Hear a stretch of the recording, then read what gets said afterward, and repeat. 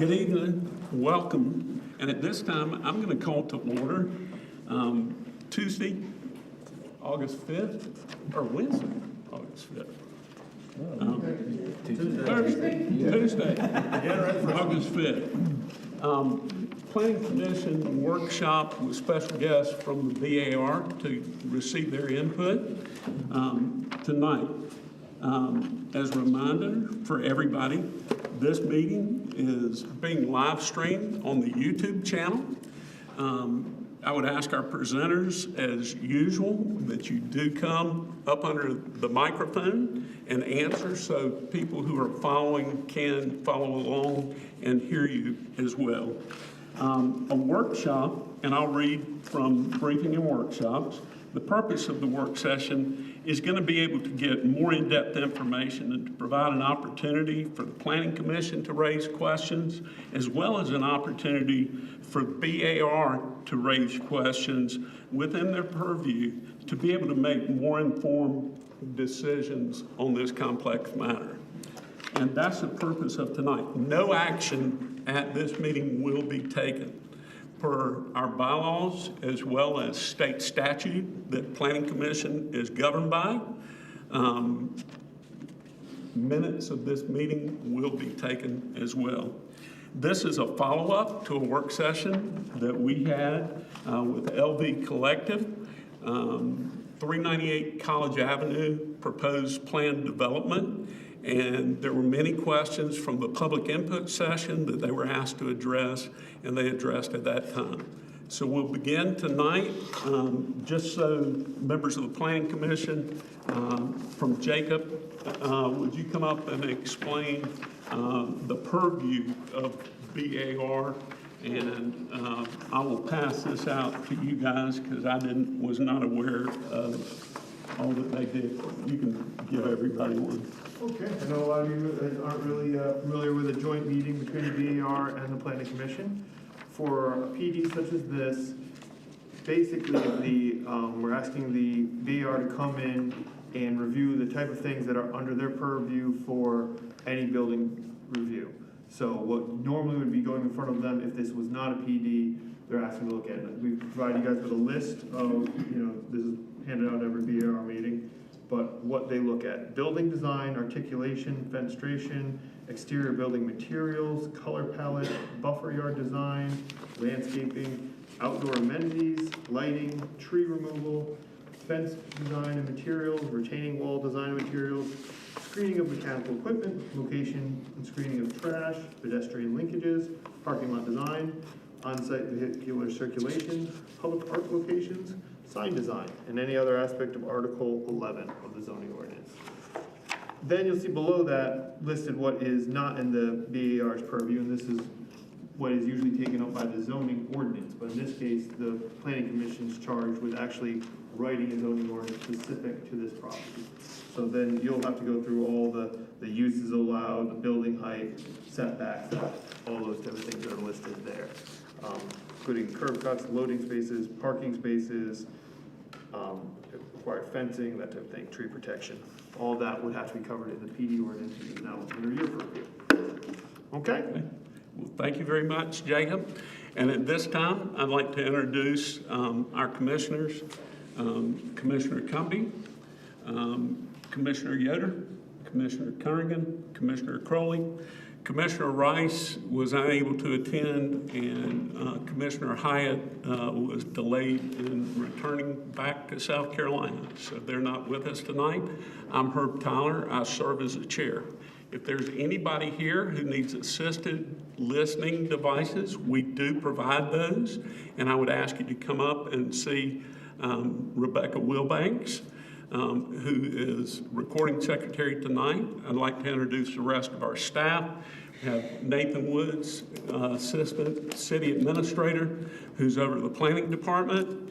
We have Art Holbrooks, who's our planner, Jacob Peabody, who's head of zoning and ordinances, and of course our BAR in attendance, Dr. Allison, Christina Tesco, Hunter Hanahan, Todd Howard, and Andrew Neptune, and we're glad that y'all are here and look forward to your input. If you've had an opportunity, we hope that you have been able to preview the materials that were sent out to you. And this is a result of many of the questions and comments that were asked from the public session and the last work session that was had with LV Collective. Again, I would remind tonight is for this group. There's not a public comment forum because there's no action that's going to be taken at this time. So at this time, I'd like to ask the folks from LV Collective to come up and summarize where you are, how we got to where we are, the issues that you have addressed at this point, and we will go from there. Thank you. Good evening. My name is Mauricio Bisbal, again for the BAR members, representative of LD Collective. I want to start with a timeline. We were here, as Herb mentioned, 2 weeks ago on a work session. We received a lot of comments. We've heard loud and clear and tasked the team to go and look into these comments and come back with our proposed updates today, 2 weeks later, and join the BAR in this meeting with the hope of maintaining our current posted schedule and keeping the regularly scheduled August vote for the Planning Commission. I want to start with the site plan and acknowledge that we heard loud and clear in the Planning Commission last meeting on the height concern along rigs. So we focused a lot of the effort there. I'm going to start on the south, sort of right side of the page, and we have dropped 2 stories along the back side. Not just the area along rigs, but really that entire area highlighted in yellow, coming down from 7 stories to 5. As you can see in the plan, this is almost a third of the footprint of this building. So this doesn't only represent a step down along the road, but it's a major step down that will be felt and seen from far away. So by doing that, we've lost some density, and in turn, we have looked at the north parcel to the left of the plan here to how to reallocate some of that. So we have completely rethought this side from a previous townhome apartment concept to a single-loaded corridor building with a mixed-use building with retail on the ground floor and units above. This building would be 5 stories along College, stepping down to 3 stories to the back where it's Knox Lane towards the neighborhood. A very similar strategy that the MODA 2 parcels down took, and following a lot of those same setbacks. So the residential setback along the back of 25 feet is maintained, and then the step down is maintained just like MODA did. Before we jump into the views, I wanted to show a side-by-side of where we were on the left 2 weeks ago and where we're proposing on the right from a numbers and metrics perspective. So from height, I just mentioned, we're introducing a step down on the back on the south parcel, and the north parcel going from to a 5-story building instead of 3. Also want to highlight on the parking, we were able to increase the parking capacity in the garage by proposing a slight modification to the parking dimensions to a standard 9x18. So Clemson has a standard of 10x20, and we found in other PDs in the market have done this, changed the dimensions to a standard 9x18. By doing that, we've gained some efficiency in the garage. And we were able to maintain a 0.5 per bed ratio for the residential portion, which is very important for us, even though we talked about last meeting about potentially going below that ratio. Additionally, I want to highlight on the retail side, we're able to now bring in a little bit more retail on the north parcel, around 3,000 square feet there. And then public parking, we're able to maintain the 150 parking spaces that we had mentioned during the last couple of meetings. And then we're going to go around the building from a rendering standpoint. Again, along College, no real change. These are the exact same renderings we saw two weeks ago. Just a quick recap here. This is the front view entry to the main entry to the building and the lobby. And then another pedestrian view of the college side, walking along College, walking south along College, looking into the building. As we move our way towards the back, this is where we see the majority of the change. What we're seeing here is what we had 2 weeks ago. This is a view from Strodes and Riggs, and then an overlay of what the reduction would be, and finally, what we're proposing as the update. So again, 2-story step down, dramatic change there. This view in the side plan shown kind of into the property, so this is not really a real, not real. You wouldn't ever be standing here in this area, but it wanted to get a good grasp of the building. Moving on the rig side again, this is where we were 2 weeks ago, the proposed reduction, and where we are now. And as we move back further south on rigs, again, here where we were 2 weeks ago, the proposed reduction, and where we are now. So in this view, you'll see the level of setback, how we did the entire U and not just that side. It comes across here where you don't really see that higher, that 7-story mass behind the building, not behind, further back. Looking at again in section, these sections had been shared before, so wanted to share what that would look like as an update. Is a 21.5 feet reduction in height along the rig side. That's what's highlighted there in yellow and above what we had before. Same other section, the one that we're gonna call C, going straight back. Again, that same 21 inches feet down, stepping down the building from 7 stories to 5, and then to the residential neighborhood to the back.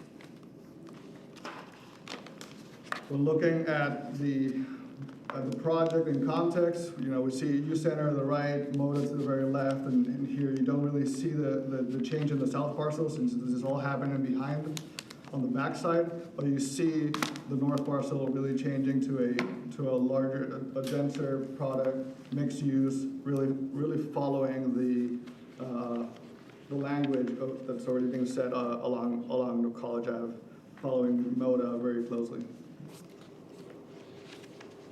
Wanted to wrap it up with this. This is an update of the circulation. We're still making a big effort to keep all the circulation out on College and not take cars or really pedestrians back into the neighborhood and keep it all on the College side. There's also discussion 2 weeks ago about how drop-off and pickups would happen in conversations with staff. We have talked about the parking spaces along Strode acting as a good drop-off and pickup spot for Uber. So that would be shown there. And lastly, when I close it up with this community benefits, which we've seen before, but I want to reiterate, the 150 parking spaces, the square footage of retail, which increased from 6,400 to 9,400 now. And again, 2,400 square feet of those are open from day one with a cafe that we will build as part of the project. And the stream preservation, which equates, it's roughly 285 linear feet of stream preservation. And by the rendering above, we're really celebrating that stream and working the project around it. And that is it for today from us. So based at our last meeting that we had and some of the suggestions, Commissioner Crowley, thoughts, questions, based on what we thought about last time? Just curious about the parking on the small building. That's resident parking for over there?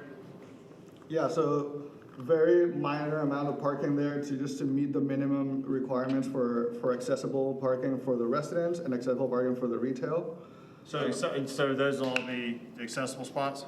Those are, right now we have 2, but at the end of the day, we'll meet the requirement, and that's what we'll provide. We'll currently showing 10 spaces, just to allow for those minimum requirements. We haven't done the full counts on how many would be needed.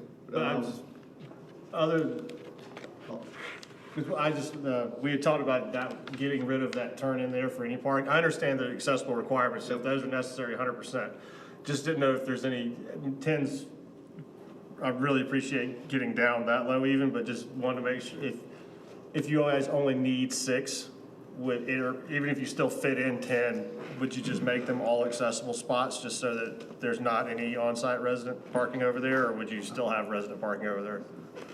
Yeah, I mean, we can definitely explore removing if we can, right, some of those, but the majority of the parking is really happening. Right. I just didn't know if it, I'm just trying to, I know one of the major concerns is that traffic coming down, and the other concern is if Strode is the best drop-off pickup spot. And it's gonna be important, but again, that's gonna force in there, and then once they get in, are they just gonna make a big turnaround at the entrance to Riggs, or how are they gonna get flipped back, or, that's, in other words, are they gonna go up that way and then come, like, basically forcing traffic into Strode for it is the only concern. I'm not a traffic, it's just things that are popping in my head. That, and I didn't know if a solution would be, okay, you do your accessible spots and then 1 or 2 be for that retail space on that side, just so people aren't having to park in the garage and then cross Strode to necessarily directly access that. Those would be my only thoughts on it. Okay. On the drop-off and pickup, there was also conversation with staff that there's a designated Uber drop-off on McHugh around the corner, really goes up and then back up. It's a little bit further away, which is why we brought this up again. Right, and yeah, I'm all for having one down further. I just didn't know if there would be, as part of the streetscape plan or anything, or even, my only concern is if they're going in there, especially with the angle parking, they're not gonna back out the long way to come straight out. At least I wouldn't think so. And so I don't know if they would just go and just make the loop around the island at Riggs, or if they would go all the way back through and loop around and come out the other end, or, that's my only thought on that, is just trying, and I know it's, like I said, that is gonna greatly reduce pushing things in there, but that's just a thought. Commissioner Kearney? Can you go back to, I want to say it was like your second slide, the green one that had, The side plan? say that again? The side plan? No. You had like your side-by-side sort of comparison. Oh, yeah. Yeah, that one. All right, so old and new, which one, it was, Old left. Old left, new right. So you have increased by 100 and something beds, or am I doing my math wrong? So you went from 670 to 625, but then you increased on the other side 90? Kind of. Drop 80. Drop 45. 760 total beds. Yeah, 760. What was it? We dropped 45 on the grad building and added 90 on the small building. So Yeah. 45 total. I suck at math, so I was double checking. But most of those beds, it looks like, Or are just, in the. it's on the townhouse- north side. Yeah, it's on the townhouse side. Yeah, I don't correct. care. I mean, it does my curiosity of, They went down in the section 1 plan. They That's went right. up in Correct. on Section the two. section, on the town side. Yeah, it was when he was going through the roads. That's not in here. That's all I was double checking. Yeah, the differences are, which the counts in there. Yes. Difference is 46. Yeah. Thank you. I was trying to do that really fast. And you still- I double checked it Yeah. on the computer. The public parking is still within the garage for the most part. Everything, yeah, it's all. Correct, except for the 6 parking spaces on Strode, everything else is in the garage. So if those are public parking and Uber, or is it, you're talking about the ones that are, Are you just gonna designate a couple of those, I think? yeah, that's, Or is that city would have or control are you of better them. just to have that as We like a could term? designate probably 2 of them as 15-minute drop-offs for Ubers and for deliveries enough. for the commercial. And then you have retail now on the And then probably also townhome make that project, but you're gonna park in the parking garage and walk to the retail, theoretically. Or from those 6 spaces right there. Yeah, or anywhere across the street where you can't go. That's right. Well, you could go to the empty buildings across the street. Yeah, okay. All right, I don't have anything else. Commissioner Yoder? I think it did pretty much everything we asked you to do. Lighting comes back to, it didn't come to us, right? That goes through Well, DAR at it some point. depends on how you guys write the ordinance. You can say lighting, a lot of times lighting and signage and final landscaping will be reviewed and approved by the BAR. Can we put in the ordinance that they can't block a lane of traffic, or that it's a fine? So so we were told that Hub would not close Kiwi, that didn't work out. Then today, it was a great day to use an example, I waited 20 minutes because of trucks to come down College Avenue because they blocked all the lanes. So if you're gonna block lanes of traffic for X amount of time, can we, not a fine, but a rental, like you say, hey, yeah, during construction, yeah. I think that's probably not a zoning matter and a city ordinance matter. So more than likely, no. Just a question. Should be. Yeah, I think we need to have some discussion about the lighting on the Riggs side of the road. I know there's no balconies and all that stuff on that side. They're all on that front piece at College Avenue, but I still, even with the lower 2 stories, which is really good, I think we need to figure that piece of the puzzle out, whether there's no lighting or low-level light. I don't know the answer to that. I'm not a lighting design guy, but we have something in there where I think what we've done in the past, Jacob, correct me if I'm wrong, is we do write that in several of our PDs before, where what he just said is final approval by BAR, and that you guys approve it. If you were to approve it, you would approve the building, and then all that's good, but then final materials are there and lighting would be theirs. Yeah, so you want them for final landscape plan, lighting, all that stuff. Just clarification, that would come in before the BAR. That's what I think would be a good idea to add to the ordinance, yes. And we've done that. I can't remember the last one we did, but MODA was like Yeah, that. it's usually specifically put in there what gets approved by BAR. Last time MODA was final finishes, so the materials and landscaping. I don't think they had lighting particularly in there, but it can be added. But lighting's under their purview, so yeah. I mean, at a minimum, it would usually meet current code, which is dark sky, down lighting, all that kind of stuff. If it was, Yes, but they can choose to alter or amplify. Yeah. Commissioner Cumby? I just want to clarify, so the way you made it for the parking is really the space, just a reduction of space, and we can approve that even though it's not the standard that the city has, right? Correct, and that was approved for the MODA. I'm not sure about the hub. But yeah, the parking dimension goes from 10 by 20 to 9 by 18, which is the kind of nationwide standard. Does anyone know what the dimensions at Dockside are?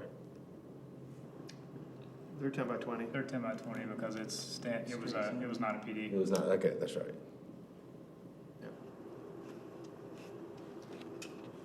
Any other questions? I did not have another, that's it. Mr. Yoder, Commissioner Yoder, you know? So from Commissioner Rice, so just want to make sure that we had sent this in. He couldn't be here. How many total parking spaces? I just want to make sure. We're at 380 plus 150, plus the 10 across the street. So it would be public, would be 150? Public, 380 resident, Okay, I guess, and then the 10, Kind of floating. yeah. got it. 40. So the other question, I think you've already answered it. Commissioner Rice wanted to know about commercial on the small light and you did answer that. The other question and concern I think has been brought up here is, and I think maybe staff can help answer this, how do we ensure the developer is able to totally build on their lot without interrupting, closing traffic lanes, interrupting flow to impact traffic, and is that part of their site management I plan? think that's a fantastic question.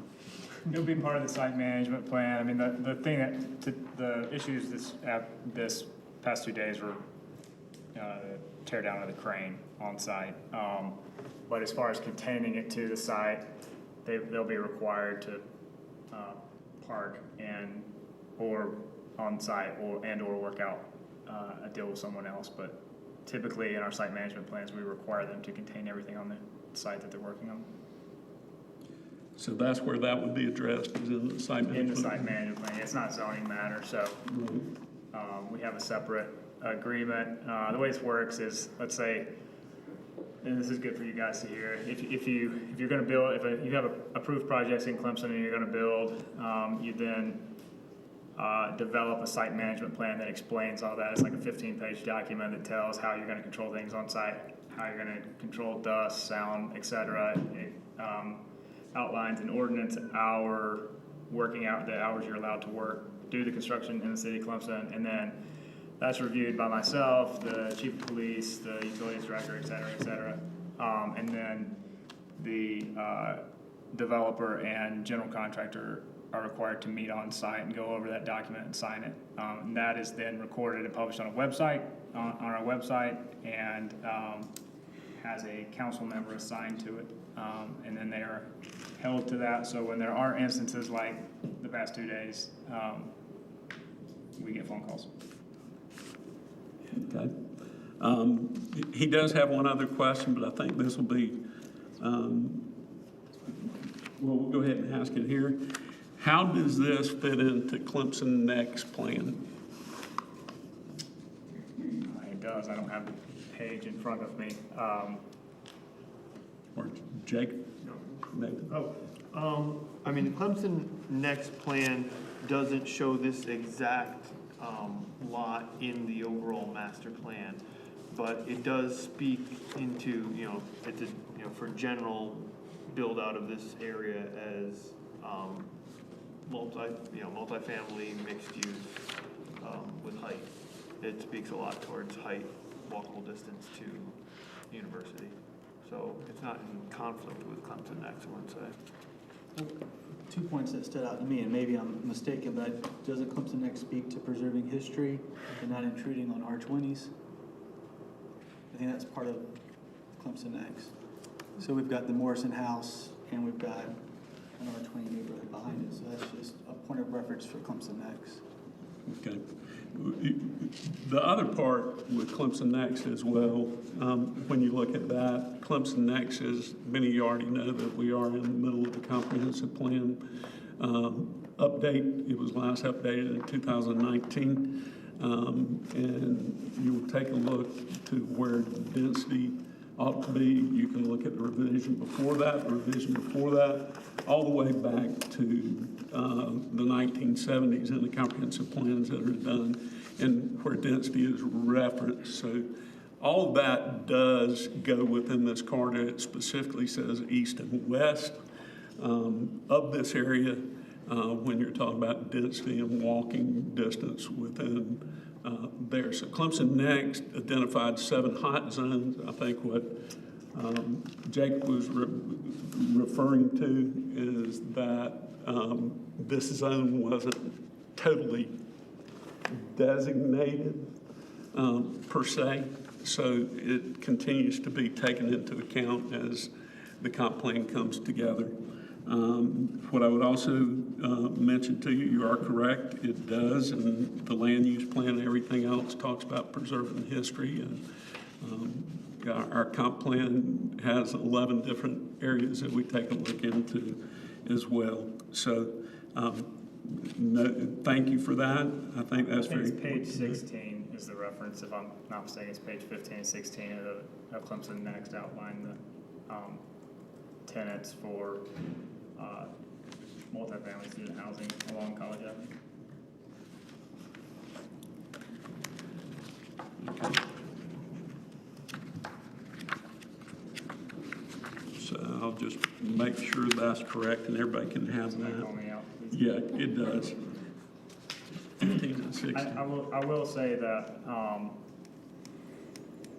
the 2019 comp plan, 2014, all the way back to 1983, calls for, well, actually, all the way to 1971, it calls for dense vertical development along College Avenue, including this site. This site specifically in the 83 plan is labeled for multifamily. And that, those ebb and flow. Obviously, comp plans are change over time. We've actually had fun recently going through the old documents just to figure out how plans have changed over time, but the original comp plan, or one of the original comp plans, is just a pamphlet from 1971. And it says, basically they all say along College Avenue, on the either side of College Avenue, because of the access to the university. So that is the reference that you were talking about in the white paper.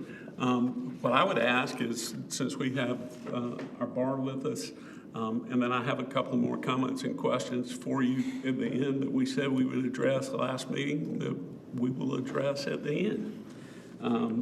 But tell us what you see from the issues within the purview that you're looking at, of what you're doing here. I think one of the big concerns that everybody has mentioned here is kind of the thoughts on the, can you go back to the traffic pattern that Commissioner Crowley was talking about? I think that's a major concern in terms of what he's bringing up, and we'd love your thoughts. Also would love comments that you have, things that you may see here within that. But, you know, on-site vehicular circulation was that area, and that's one of the things that I immediately thought of. On that specifically, I'd like to see the vehicular traffic entering off of College and not, I realize the original plan had it going back through the alley and coming back in, coming one way, so this is an improvement over that. But I'd still like to, and maybe this was just discussed at the workshop, but why can't the building on the left just be accessed through College and not be through the Strode? Isn't that because of curb cuts with DOT? Two reasons. Clemson Next calls for the reduction of curb cuts along College Avenue, is a tenant in Clemson Next. But the other reason is we're fairly certain, I think Nathan checked, that SEDOT will not allow that curb cut off of College. Got it. Yep. I have several comments. Please, go ahead. Well, related to College Avenue, so, does this plan take into account the redesign of College Avenue? Yes. It does, because there's no indication of the bike lanes and stuff like that there. Related to the drop-off for Ubers off the Strode, I mean, I personally think that's totally dysfunctional. If you think about a pouring rain that we've had recently, someone getting dropped off from Ubers, unless we have some kind of zoning or regulation that prevents Ubers from dropping off along College, they're gonna drop off at the front entrance to this building.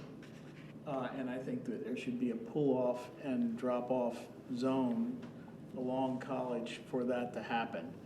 No one's gonna, I mean, it's just not, it's not gonna be practical to drop off over there, walk all the way around the park area, and get to the front entrance in a pouring rain. It just, I don't see it ever happening. And unless it's enforced through some city regulation, yeah, the drop-off is gonna happen where the drop-off needs to be, which is at the front entrance of the building. So you lose a few parking spaces along College Avenue, and you know, I don't know, is there a bus stop accommodated on this site? No, the downtown corridor plan removes the parking along College.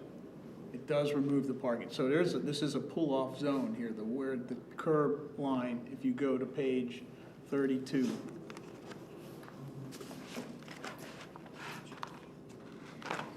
Yeah, it doesn't show. Well, I'm just looking at the site plan on looked at 32. potentials for pullouts, but with the downtown corridor plan, and city engineer was not a big fan of, having a pullout into a bike lane. There will be a pullout. It will happen. is what I'm saying. And Well, so, there'll be a large concrete divider that's gonna prevent. hopefully not the trap that we have in front of the Shepherd, so. There will be a 6-inch raised bike lane, concrete bike lane divider on College, So there will not be pullouts. is what the downtown corridor plan calls for. So if they were, I guess my point being is they were gonna pull in front of the building, they would have to hop that curb. Well, okay. So there's no way to pull in the garage for that? They could pull in the garage. For the Uber? Yeah. Could there be some allotted spots for that? I'm sorry, I just spent time in Pamplona. Bus stops pull across the bike lane all the time. It's done. It's probably one of the most walkable, healthy communities I've ever been to in terms of transit and transportation. But anyway, okay, that's one question. Then while we're on College Avenue, you know, we did a study years ago looking at the impact of large buildings along College Avenue, what zoning would allow and what potentially development might happen here. One of the important things about breaking down the scale of buildings and making streets walkable is street trees. A continuous canopy of street trees, not crepe myrtles, but large canopy street trees along here. And so I would like to see a continuous line of street trees along College Avenue. You're not gonna make a place walkable in the kind of summers that we have here unless you provide shade. Okay? And every development along, I haven't been involved in the other developments along College Avenue, but every development along College Avenue should begin to promote the idea of a continuous canopy of street trees. That means a canopy tree at 30 feet on center, or roughly around there. And so I would encourage that, and I would frankly encourage that along Riggs Drive as a further buffer to that. It looks like you've got something like poplars or something like that. It's tall. If you go to, I guess any one of the renderings along Strode and Riggs, it's the trees that you're showing there, columnar, and again, they're not canopy street trees. You see what I'm saying? Does that make sense? Yes, there's a reason for it. There's some rerouting of utilities happening along this side that limit the amount of trees Well, you mean, you've got trees there. They're not small trees. I'm just saying it's the type of tree that I would encourage you to provide a canopy shade tree as a buffer, as an additional buffer to the scale. I think stepping down the building is great, or certainly a big help to help transition the scale of development along College to the scale of development in the neighborhood. While we're on this rendering, the most banal and brightest part of the building is parts of the building that face the residential community. And so, I mean, I think the facade needs a lot of work in terms of articulation, color modification. I would not make it the lightest color of the building. In fact, in my mind, it should be the darker colors in the back. Again, to tone down the scale of the building for the parking deck behind Bixby is a darker color. Yeah. And EFS, is that what you're proposing back there? It's a combination between Stelco and Hardy, Vintage Span. Well, I would encourage less EFS I just think EFS is a really, it's a very institutional material, and B, I think it's gonna look crappy over time. And so I would encourage you, if you're gonna go with something like Hardy, is certainly a product that's much more compatible with residential construction surrounding it. But I definitely think greater articulation and not the brightest facade on the building facing the residential neighborhoods there. Does that make sense? And some other things.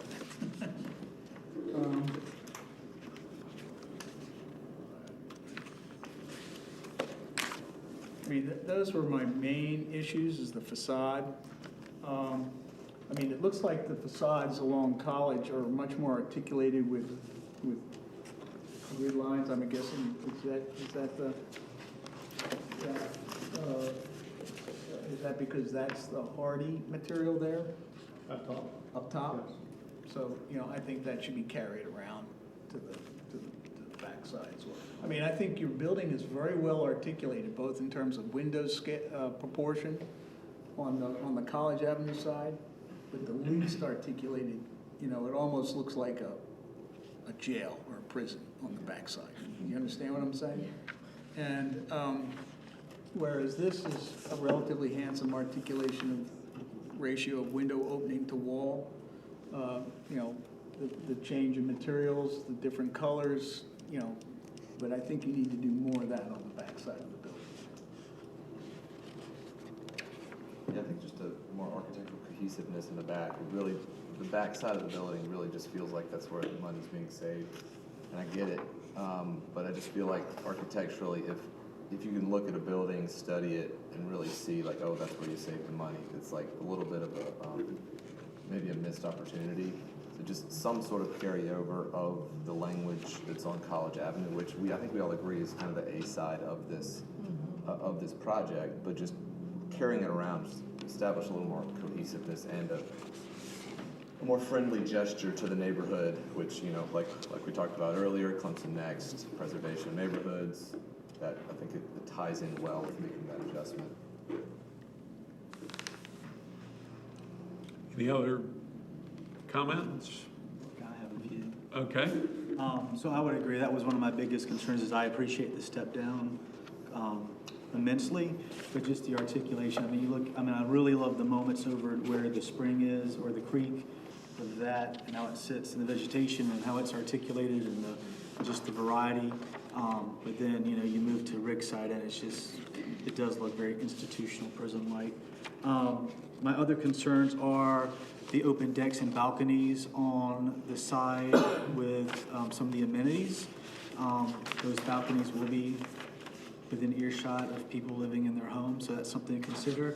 I see no balconies over, you know, on the Rigside or on College Avenue, but in that little feature around the creek, I still see decks and balconies, so that's something to consider. And I would like to talk about the pool on the roof. I think that needs to be, we need to talk about that.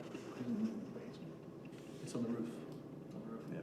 But what concerns with the pool on the roof that you have? Because I'm not, one of the things that they addressed last time, and you may want to go ahead and address it because it may answer his question, is about the soundproof material. And is that what you were talking about, the Yeah, sound my and stuff? concern would be- And that'll also go back to some of the questions I had for him at the end that he said he would address here, but it's a good time to bring it up.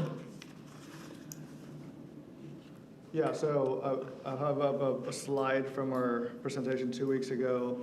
This had been brought up, so we looked at side angles from the neighborhood up to the rooftop, so you don't really see any of the structure or the pool itself. That's for sight lines from the backside. On College, it would be the same. You're way too close to the building to see it. From a noise standpoint, we are looking at adding a sound barrier on the back side of the pool. The pool is it's placed on the College side on purpose, really, to really control and manage this, the noise, right? So the sound barrier will help the noise dissipate, go up and reflect out towards the College side and not into the neighborhood. Including music being played. Yeah, any sound. Because I mean, at our house, we can hear Little John. You know what I'm saying? Like the way the sound, I mean, people who live in our neighborhood will know the way sound carries is unbelievable. It's like where I work at Daniel High School. I can hear a whisper in the girls' restroom, and I'm down the hallway. It's just the way the sound carries. The way the sound carries in our neighborhood is unbelievable. It's your wiener sounds, right? The music that, like, it sounds like it's in your backyard. So I just want to be very cognizant and aware of that, because that speaks to quality of life. You know, you can close your curtains, you can walk into your house, but sound penetrates. And that's a big concern that I have. Is the pool open, I mean, what's the timeline of the pool? Like, is it closed at 9 o'clock? Is it? There you go. Also, That's the is question it for open year, everybody. is it heated? Is it open year round?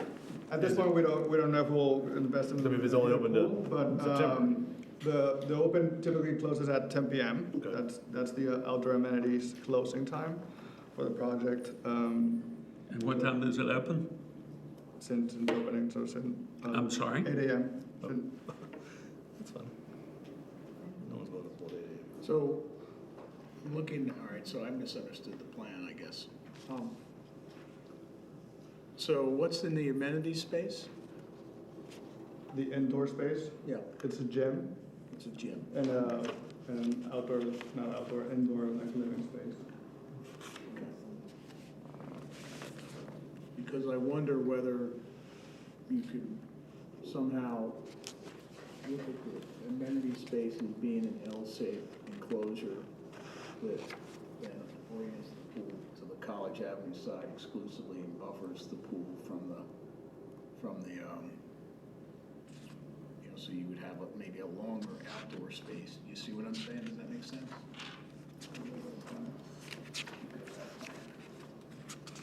So if you elongated the amenity space along the place that's open to the parking below. And so maybe you could have cabanas, maybe you could have different structures, you see what I'm saying, different functions in there. And then it would buffer the pool area from the neighborhood. You know, you could put cabanas in there or something like that, you could have other features, you know, and maybe even covered, you know, I call it the east side of the building, you're calling it the south side of the building, I think. And that might help you with that, and maybe the pool then becomes a little bit more elongated, like a lap pool or something like that, in different shape. But I understand you want to have some pool deck or Yeah. stuff. Our intent has always been to keep the pool and the amenity, both the indoor and outdoor, as close to college as possible for that same reason, right? So this is definitely something we can study. You know, we were trying to avoid having any structure get closer to rigs for the same reason that we have now stepped down the massing, right? So. But the amenity space is already enclosed, the stair towers have to go up there anyway, right? The ones in yellow, yes, not, yeah. But the amenity space is an enclosed space that has a roof Correct. over it, right? Correct. So I'm just saying, you're already up to that height, and probably the place that's the most visible is the place on the left-hand side of that plan. You see what I'm saying? Does that make sense? Yes. If I could weigh in, is that okay? Brittany Sanders with LB Collective. I understand what you're saying. I think it would require expanding the deck over the back half, and the problem is the ramping coming up. So it does present a bit of a challenge to be able to maintain that. That open to below is not just flat. Yeah, I understand. Right, so your head height, you're going to get into some issues there. I think the wall that we're proposing, essentially from the interior amenity space over, I'd argue kind of serves a similar purpose in terms of that, using the amenity space as a buffer. So there is a wall that's at the height of the roof over the amenity space that runs from fire stair to fire stair? That's correct. What's the material of that wall, or the construction of it? Haven't gotten to that level, but it would probably block, I mean, this is a high rise, so it would probably be a block wall and finish would be So TBD. there is a wall there, so there's not, the deck is not open to the Riggs Drive side of the building, because there's a wall there that goes up as high as the two fire stairs. That's right, the exhibit that was on the screen, let me speak for Hans Wilson, the exhibit that was on the screen earlier, I think it shows that wall in that graphic that was showing the sound bouncing off of it. I think that might be a good reference. Yeah, so that, basically what you're seeing up there on the top right, college would be on the right side. This is the pool, and then you see that wall there. So like we're gonna have the amenity. So that achieves what I was That's trying to right. get. So it kind of screens and buffers, screens views, although views doesn't really come into play here because of the angle and the proximity to the residential neighborhood. But the wall itself would be a material that would help absorb, deflect the sound, so it doesn't, it, as much as possible, helps reduce the noise from escaping out of the pool area, at least escaping horizontally or down towards the residential neighborhoods. Anything that's that low, hopefully is getting reflected, and then anything that's above is hopefully not working its way down. It might even help for you to put a canopy, along that wall. Element. An element over there. And that would be a nice place for people to sit in the shade out there. Right, So, right. but that's gonna help you even further by dampening that sound up there. That's a nice diagram. I didn't catch that. Thank you for sharing. Chair Howard, any other comments or questions besides those? I just wanted to commend you, I know this is a very sensitive project, but I've seen a lot of effort to respond to people's concerns. And the energy that I see architecturally in that little area around the creek, if that can find its way outward, I'm pleased with a lot of things that I'm seeing in terms of your response to community concern. I hate to see the Morrison House gone, I hate to see some other things happen, but in terms of responding to community concern, I'm very thankful and appreciative of that. Mr. Tedesco, any?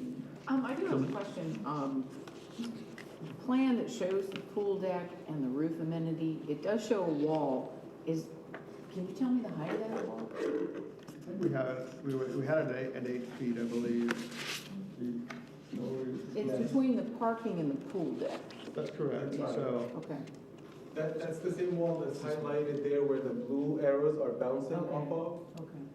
That's basically, I think this diagram may be a little bit deceiving there in the sense that It doesn't. left of that wall would be a drop because they're gonna have parking below. But that's the idea, is that walks kind of runs along the center line of the parking deck, and it's about 8 feet of height, and it kind of blocks surrounding view. Okay. Thank you. Go ahead, Mr. Hanna. On previous iterations, the corner of this where the single-family residential, single-family house will be demolished, it used to be labeled something to the effect of park or pocket park or whatever. I don't see any of those labels anymore. What is the expectation of that space now? So we're considering the space more of a vegetative buffer to help with the neighborhood with sound and views. So that's It's just kind of left, it used to be an amenity, and it seems like it's kind of leftover space now. Some of the talks was about making it more of a buffer because in some of the iterations it was open, you're right. Right. Some of the major concerns that we heard last time, major concerns again, and they responded to it, was more of a buffer than had already existed there. And that was the reason it got suggested for that. Okay. Thank you for the history. I'd seen it coming. Mr. Neptune, Just a quick side note, so when we're talking about the 3 stories on that north parcel, that's gonna be about the height of the 2 stories at Moda, right? Because by the time it reaches over there, it's closer to 3. So it'll be a very similar height to the 2 there's stories. actually built up. The Moda one might be slightly taller, but about the same. It won't be any taller. There's a slope up, not a gradual slope.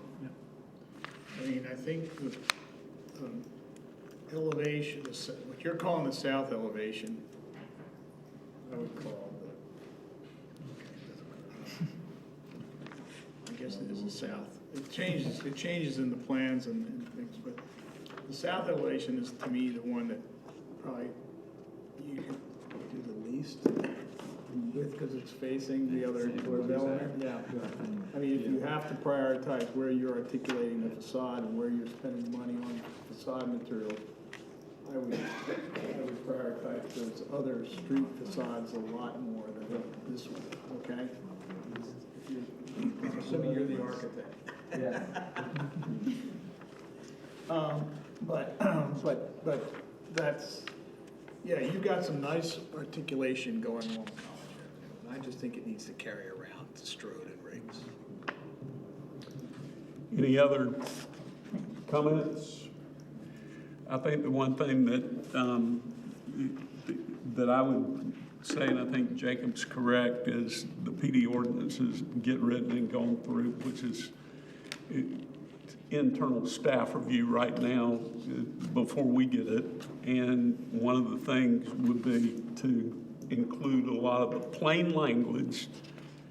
And I think one of the concerns to be addressed would be for y'all to come back and look at the materials and lighting. I don't know if y'all heard that. That was another concern here. The lighting back into the neighborhood, if it was to go forward, was a concern, and I'm sure y'all would have some ideas. I hope you would have some ideas on that. Yes, we would welcome that opportunity. And I know this is outside of our purview, but if there's any way to shrink up that courtyard a little bit to give a little more setback from Riggs, I would like that, but I know that's beyond my purview. The hard part is I think that's a good comment. So, yes, ma'am. We don't have any elevations unless I'm not finding them up on the lower section, the smaller units, do we? There's just a quick one over. No, Those would come. yeah, this will be coming, that's a new concept from this week. We had to turn around very quickly with this new concept. So I believe there's one facing college, and that's all we've got right now. Can you flip through and get the one facing college right here? I don't think it's in this, I don't think it's in this package. Well, if it's not in that packet, that's fine. It's in the printout. Yeah. Yeah, the context elevation is a little bit.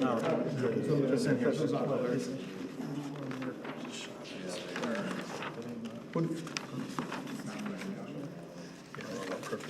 Okay, it's not fleshed out yet? Okay, I got it. It's like 5 days. Right. And by the way, that's remarkable that y'all can do this within the 5 days. We told you, and get it in at 11:38 before the deadline. And I think the deadline was 12 and not 12:01, and y'all made it at 11:38. Thank you for getting that in. Any other comments? I mean, those things will be coming. I have a comment. Richard, can we expect that building to reflect the other building? The similar language, similar quality. Yeah. Okay. I did, Yeah. The same comments would apply to that building. I guess the other question, and I think, do we even know right now kind of what the setbacks will be on the north parcel and how it affects the pharmacy and things like that? Because I think there may be some concern in areas of how far that is. Do you know what that is right now? Not a problem with that, do you know? Yeah, the residential portion, once it gets above the ground level, it's kind of a clean bar building. So at the ground level, the retail extends a little bit past the northern edge of the residential above. We have 10 feet from the property line to the face of our building, and that provides for proper fire access on that side, as well as, in case of emergency, fire access from Knox. So we have kind of a hose drag, from both ends, east and west of that lot, that kind of gets us to the midpoint. So 10 feet at the ground level, and then the retail steps in, and then on the next level where we have the residential, we've got about 24 to 26 feet to the property line. Okay, and that's towards the pharmacy. That's right. And on the front side? On the front side, we've got Which I'm not calling front college, I'm talking about Strode. on Strode, I believe we've got 15, if you've got What, 25 there? Okay, 25 feet. Yeah, there you go. Yeah, so 25 feet from Strode. We've got, right now it's showing a little bit more from Knox, set back a little bit further from Knox. But I don't know, Alex, the college is also around that 25. Yeah, okay, well, college is pulled up close, similar to get everything close up front and then ultimately up it over. Okay. Similar, it's matching the setbacks for Moda in the rear. Okay. Which in the rear, so which Just 25. 25. Yeah, he's showing it here on the plan, 25 from Knox, 10 and 10 is Pharmacy what it and says Strode here. are 10, College Avenue is whatever we can get as close as we can, and 25 on the Knox lane. So, and the city dictated no access on the docks from that parking lot back there. I don't know if the city dictated that, but I think, he's wondering about access onto Knox. Like, For this project? yeah. I know early on it came up in terms of getting vehicular access internal to the site, to the residential neighborhood. We were trying to avoid a lot of that, and knowing that there's one-way roads in that area, we tried to avoid that by changing the curb cut location so that we don't get traffic deeper into the site beyond just where we have the curb cut currently on Stroh. There's only 11 parking spaces, right? for that? Yeah, 10, yeah. And I think their consideration now is whether to leave any of those public, use them all as ADA accessible, or how to use those. I think that's something they need to think through with the requirements, which is what you mentioned a while ago. Am I correct? Correct. So I think that's subject, based on what you have mentioned. I think any other comments for consideration at this time? I want to interrupt. David, can I, what were you were wanting to restrict on the Knox? I just want to understand. No, I was, because I know that Hubbard Young accesses onto Knox Lane, and a T dead-end parking situation is not ideal. Right. And I know the city has tried in previous cases to try to combine curb cuts and things like that. And I don't know what the grade change is there between there and Hubbard Young at that point, but it just seems unfortunate that you can't somehow bridge over to the Hubbard Young and have it. Oh, that's a single Wall connected. That would be nice. Connected access point, but I don't know, they're probably not cooperative with that. Well, I think that's a bigger issue. Well, honestly, that's something we really should be doing for future developments, is leaving ourselves easements to connect parking lots through. So I wouldn't be against the idea of leaving an easement in place in the future when the pharmacy gets developed. And that would go into the zone. It's about a 6 to 8 foot retaining I wall. would say, yeah, it's a pretty big. It drops down. But it doesn't mean when it gets redeveloped. No grade change. Who knows when it gets redeveloped? There's a couple commercial businesses I really wish we had stuck in a easement for future connections. Any other comments? Okay. Just really quickly, the idea of the decks and balconies is something to consider on the Yes, Strode side. I wrote that down as well. That was a concern, and y'all have heard that. I think with the park, I mean, they're facing their own development at that point. Some of them are facing toward. Like on the tower, the one that is on the creek side. I think they give it articulation. That's part of the beauty that you love. Visually, yes, but Got to be beach careful. towels and Christmas lights and. Yeah. Well, we have an ordinance about lights on balconies, don't we? We do. And beach Yes. towels. Yeah. We tend to enforce that. I'm not sure about that. We have we're forced to. I would not mess too much with that corner. It's pretty good.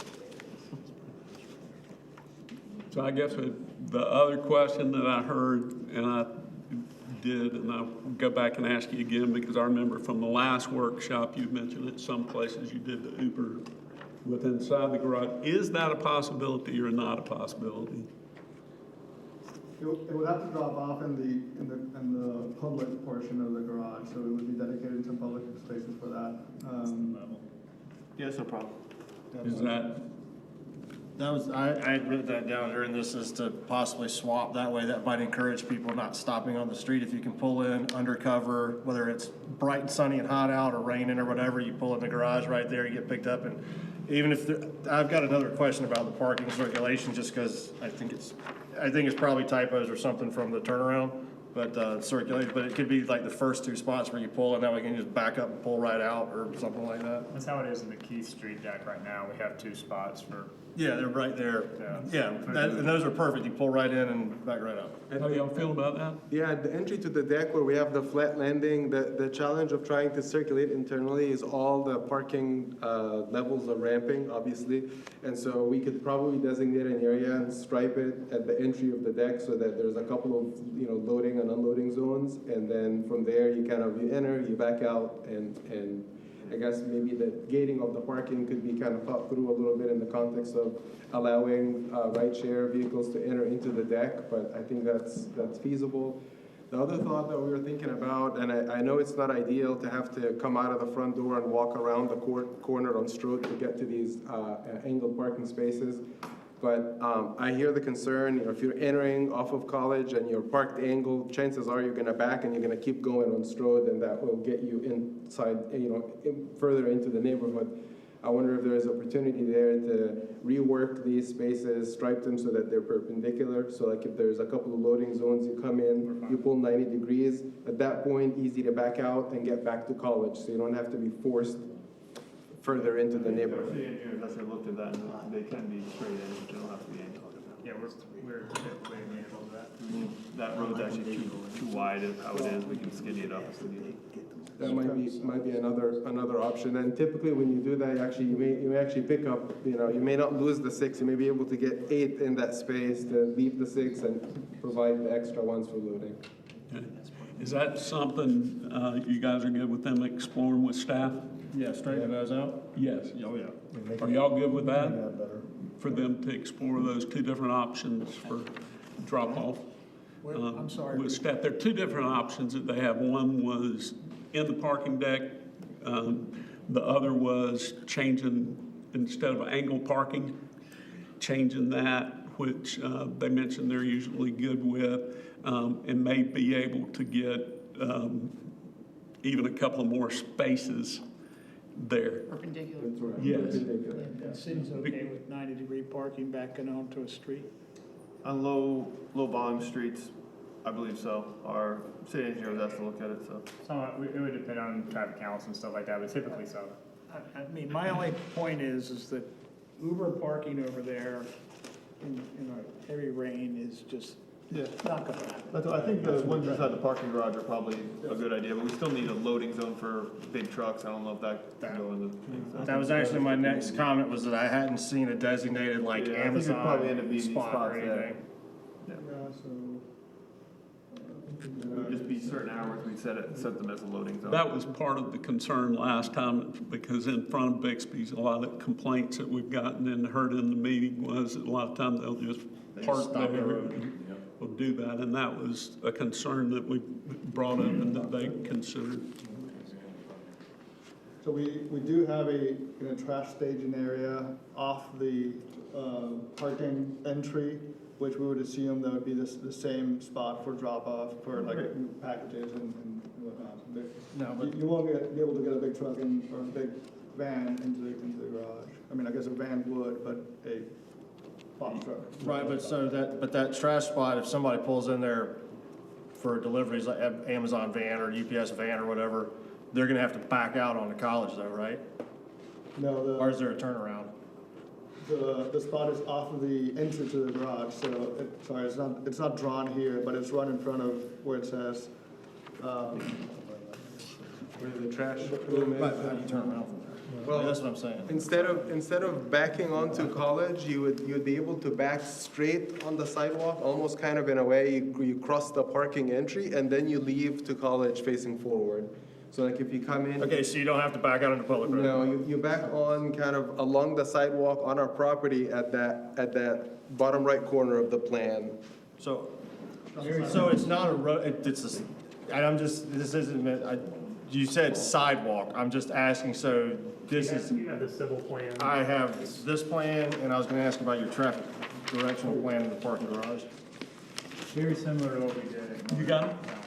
I don't know, I'm just looking at the, which I guess can't is the remember. same. I'm trying to pull that off the top of my head, like, which page you got? Keep looking back. Back this way? Yeah, so essentially, it's this whole area behind the sidewalk. Behind the sign, that's, okay, that's what, You pull in there. that's what I was, there's is a curb. there won't be any risk of pedestrian traffic, okay? That's the only, I just wanna make sure it wasn't a dual vehicle car use. I misspoke on that. Right, I that's why I just wanted to clarify, make sure we're not combo using cars and pedestrians in the same spot. You turn Run over onto the that students that are sidewalk, walking to yeah. class. I mean, there is like some public, we'll say sidewalk, but that is gonna be a. Right, I just wanted to make sure it was, because those guys are gonna, and that's my, if there wasn't a turnaround, then, Right. you know, like, hey, they're gonna take the path of least resistance here, and even if there's, this, you're supposed to go here, they're just gonna pull up to the curb. Yeah. And then I guess, or whenever he gets done, I have one more question. No, that's fine. I want y'all to ask all of them, because they don't have to. Yeah, 'cause I was actually wondering, I did not knowing that, I was wondering when you could have a cut through over to the fire. I think this was mainly time. Come in and drive through. It's something that got crossed. This is about a 15, 16 foot retaining wall. So it's up high.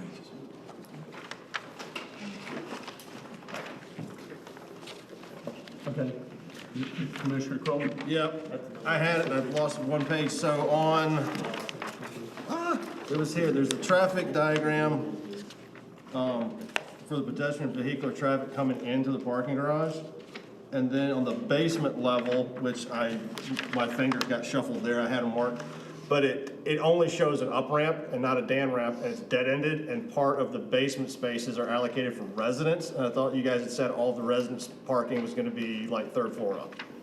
That is correct. So in some of the layouts, we were providing entry at the middle level of the public parking, and you had one up and one down. That was all the public parking that we provided. Okay. And we were working to get to the 150 count.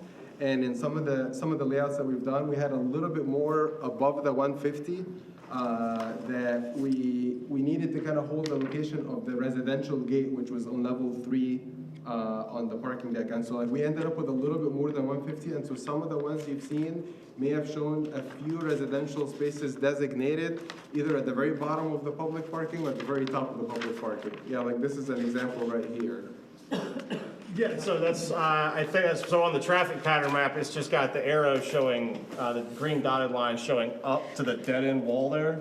And that's, I can't, Oh, the what I'm wall- trying to figure out is how do you get there? Oh, yeah, okay, my apologies. So the right side is actually, that's kind of the ramp going back up. So if you pull in off the street, you'd make a left there and go down? Well, if you pull off the street, so it'd be like on the next level Yep. up, yeah, there you go. On this one, you would come in and you would start ramping down. Yep. And then you ramp one more down, and that gets you to that lowest tray, which is kind of a basement level in a sense. Right, okay, that's what I was trying to figure out, because that Yeah. was marked up and dead ended, and I was trying to figure out how you Yeah, get there. I was that like, dead wait, how end- do you get through the gate to the? Oh, yeah, that dead end is really more of a cut down, line. so it should be up and down. Exactly, that Okay. ramp is up and down, and the lowest tray, if we go back to that basement level, at this lowest tray, the flat landing, which is the lowest elevation, is the left side of the garage. Okay, and there's no way to, so you guys only have to have one gate at the upper level, there's no way to throw those into the public parking down We there? may, as part of that shuffle that we're talking about, because we were at that point counting 16 street spaces that we have kind of taken. That's what I was gonna say, is to make up for the ones off of Riggs, since we're losing those, which is, we appreciate to prevent traffic, to throw those in on, maybe get to 160 for public benefit. I mean, I know that might drop you guys below, but. here's the thing that you need to think about. When you've got a dead-end route to parking and it's public, Well, you got a dead end anyway with the gate. yeah, which is, this is where I'm going with this. Is, someone pulls in, there's no parking space available, someone pulls in behind them, and then they have nowhere to go. So to me, any dead-end route should not be public parking. It should be, designated unit parking in which people know that they have a space when they go down there. You see what I'm saying?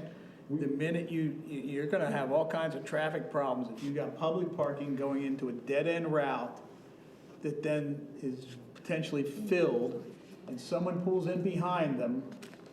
Okay, do you understand what I'm saying? I see exactly what you're saying, but So I would I would say expand the public parking up, not into that downward dead-end route. You see what I'm saying? Does that make sense? mileage, and I get exactly what you're saying, but you're just shifting, you're not eliminating a dead end, you're just moving it. Because there's gonna be a gate for the resident, even if you took all that and moved it up, there's still gonna be a gate there, so you're gonna hit a dead end. But that's what the next question was, since that's two-way, what's the distance between parking spaces?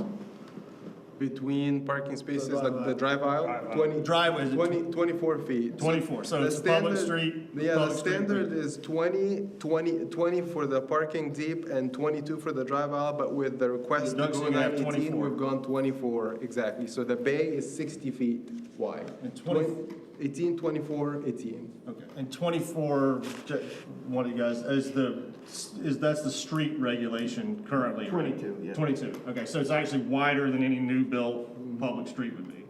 Correct. Okay, so that should, Grant, I drive a tank, so I completely understand. It's 20, I think it's 20 feet long. So it's a tank to turn around. And I don't want to get stuck backing up a ramp. So I get what you're saying, but I think just the nature of this beast is, I like these here because they're closer to the retail and closer to the exit versus going up to the third floor and having to catch an elevator down or take the stairs or anything like that to get out onto College. All right, well, here's where I'm like different. You're flood below, compared to 3 stories, you're flood above, it's the same distance. But if you go up another one, So, so now I'm understanding that, one of the things I really like to have is a model, physical model of this, so we understand three-dimensionally the site conditions. Let me throw this out to you and to the city as well. At some level, the parking garage is getting up to the level of the fire lane for the Bixby. Is that correct? Actually, by the time we get there, we have residential units that are skinning the parking deck on that side. So the southern end, if you go a couple more up, you can kind of see like we've got Well, that's where a units. section in that direction would be helpful to understand, because the question is, can you get close enough to the fire lane? Because the fire lane, does it go up or down from the The street? fire lane is high from grade, higher. I than- know, higher than yours, but I'm just saying, at what level can you get under the bottom level of the residential structures to get, if you could get a secondary egress out of that parking deck at some level close to the fire lane level, so that then the public parking could have would not be a dead end.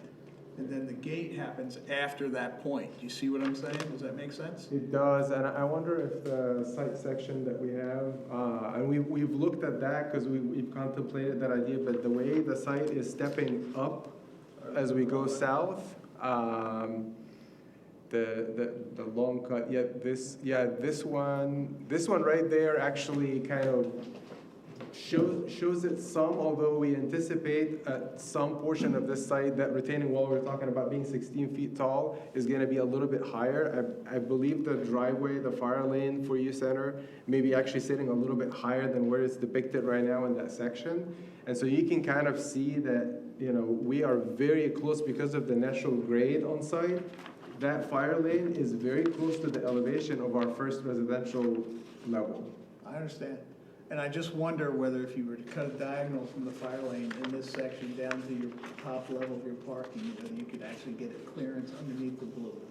Right, It's right. worth, Studying a little it more. would, the idea of a dead-end public parking is Right. really worrisome to me as to what problems that's gonna create. And if you could then get the public parking so that it had a secondary egress out of there, and then the gate happens after that point, that, I think that's gonna be a much better solution for you, Right, right. okay? And for the people that live there and visit those parking spaces. Yeah, and we're happy to study that section more and an alternative. We definitely want to look at it. We looked at it, but it's worth investigating it with the exact grades. Yeah. Another thing that we had looked at, and we may not be showing enough of it right now, is kind of at these dead ends if the case exists, because we might be able to solve one side if the clearances works here, but then we still would have a dead end at the bottom of the parking. Otherwise, we'd be sandwiching public parking with residential above and below. But I think what we've done in the past is kind of take a couple of spaces and just designate that as kind of a striped no parking area. So if somebody were to come in and drive all the way up or all the way down and can't find spaces. And you're gonna need that for sure. Right. So like maybe give a little bit more than what we're showing now. So if we could, if we could get the rest of that bottom as public, you guys would save the gate fee down there, and you could stripe out the last two, so, we're full. Now, that doesn't mean somebody's gonna decide, hey, I can fit my car in there. But if you got a stripe zone, you just pull past, pull in, back up, and pull out. Right. I think, I think that would be a great way to make up for the parking we're losing on rigs and save you guys a gate cost. Yeah, we can look at the home configuration. I can speak head on to that. Unfortunately, we've already really pushed parking count. We feel like we're under parked from a market perspective, but we felt like there was no scenario where we could come back to you guys today You can take with units. less than 150. So it would not be feasible to go above 150. He's saying shift it, not. Got it. Yeah, that's what I say, is shift Couple it. options for you to look at, and I understand the market issues you're talking about, but, yeah, I think 10 spots? I think dead-end public parking could be potentially a problem without some kind of way to turn around. Well, I think they've agreed to take a look at it. And that's all we can ask at this point. And I think those are great suggestions, very much. Commissioner Crowley, did you have another one? No, we talked Uber spots in the garage, the delivery area, the turnaround parking. What's next? No, I think that was it for now. Commissioner Kernigan? No. Commissioner Yoder? Commissioner Cumming? I have nothing else. I guess the two things that I would ask you, is there any opportunity that you would consider opening well, let me just ask this. Is there going to be any fence around the pool whatsoever? Or is it just open and the walls are their fence? What does that look like up top? There is no fencing other than the fencing that basically will be there by the fact that we have amenities. We have that sound barrier that we have on one side, and then we're going to have guardrails on the two open sides because of otherwise you've got access into like the roof of the residential, right? So like we have basically guardrails, so it's enclosed, but there's no additional fencing beyond just what's existing there as a barrier. And so I guess my question is, you're saying that it's going to open at 8 a.m. to 10 p.m. I think 10 p.m. is very great. I think one of the things, and I'm not sure if the BAR is aware of this or not, but there are two different sound ordinances in the city. One that this is in and one that the neighborhood is in. And the one this is 95 decibels, which is the sound of a race car going around a track. But with what they've done, it doesn't seem that that's going to be. And I think when you're closing that amenity at 10 o'clock, that's great. Is there any consideration of maybe opening it a little later than 8 a.m.? Would that be a consideration?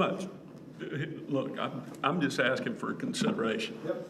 We'll talk to operations to understand. Right.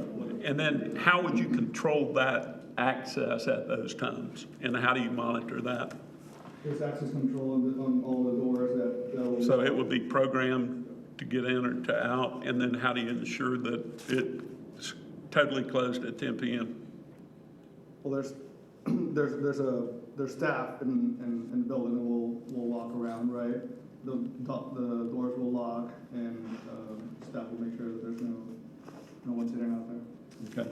And I'm not sure if BAR is aware of this, but I wanted to make sure, if you haven't watched the other things, that the city, or Planning Commission, recommend to City Council that ordinance for retail space, a bond has to be placed in any future deals, 150% of the average cost of build out of a space, and that is within 2 years.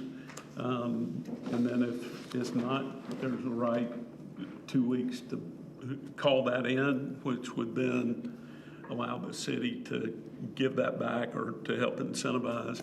And that would all be written in this zoning ordinance as well. So I just wanted to mention that to you. Appreciate so much what you guys have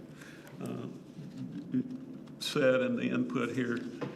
I think y'all have a few things to go back and to work on. And you did remember that the question was, what time is it opening and what time is it closing?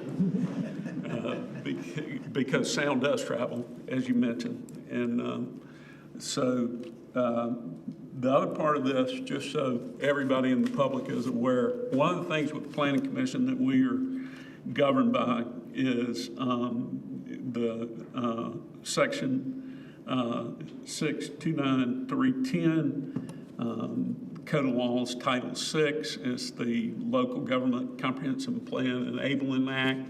The purview of the Planning Commission is to be appointed and to help with zoning and things like that. And so all of this will be written in zoning. This also describes the functions and the duties of this commission, the amount of training that has to be had, as well as the separation from city council and what they do. So I just wanted to mention that and point that out. It's a good place for people to get information on what the purview of the Planning Commission is. I thank you for coming. So staff, do y'all have any questions or comments? I mean, I'm hearing a revision to the written ordinance that would have the BA our final review of final materials, hardscape, landscape, and lighting. That's what we had mentioned. You had said that had been. We have not added that to the current PD ordinance, but. No, I'm not talking about the current, because that's I'm under. hearing that I want to add that to this one. You guys comfortable with that? Yeah. So, but y'all are still doing the internal, and we don't have the final deal on that, and that's something that would have to come to us anyway for us to take a look at. You guys still have to vote on the final. So we still have to look at that. Yeah. But I do have that written down, that's one of the requests that was made in here. The other part with the question that I had, and I do take it very seriously in that input, is how does with the downtown corridor plan, how does that work with the trees and the requirements? That's a good question. Yeah, I mean, again, when the final landscape plan, we'll hopefully have that kind of flushed out, but you have two separate planting areas. You have the area between the, sidewalk and the building, and then there's planting islands as part of the downtown streetscape that are on the, I guess, lane of travel side of the bike lane. On the right of way. Yeah, they're in the right of way.